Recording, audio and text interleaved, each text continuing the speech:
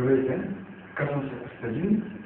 Това видео, както и следващите видеоматериали в тази поредица, следва да ви запознаят с един традиционен и много хубав български инструмент — кабак-айде. Кои сме ние?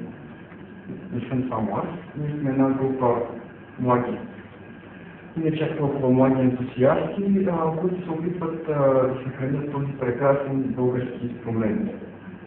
Повече информация за нас може да намерите на нашия адрес в интернет, който виждате на екрана. Ако някога през живота ви е минавало мисълта да се занимавате с гайда, но не сте имали смелостта или пък възможността, или пък просто искате да отмъстите на съседите за нещо и да упражняте системно природно лице, мисля, че кабак-айдата е точно инструмент за вас.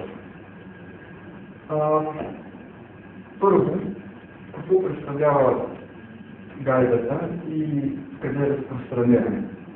Гайдата е един доста древен инструмент, за който има сведения още преди новата ера.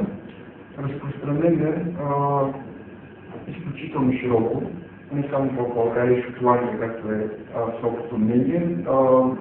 Има многобройни разновидности на гайдата от цяла Европа, в Азия и дори в Африка. В България има две основни разновидности на гайдата — джура-гайда и кабак-гайда. Джура-гайдата е доста разпространена, тя е полезен от чист инструмент.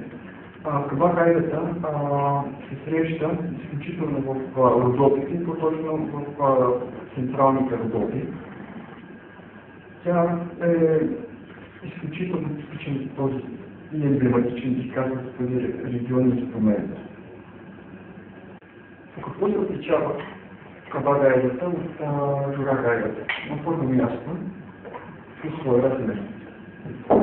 На второ място, тази изключително характерна за кабак-гайдата изливка и в чисто музикален план кабак-гайдата свири доста по-ниско от джура-гайдата.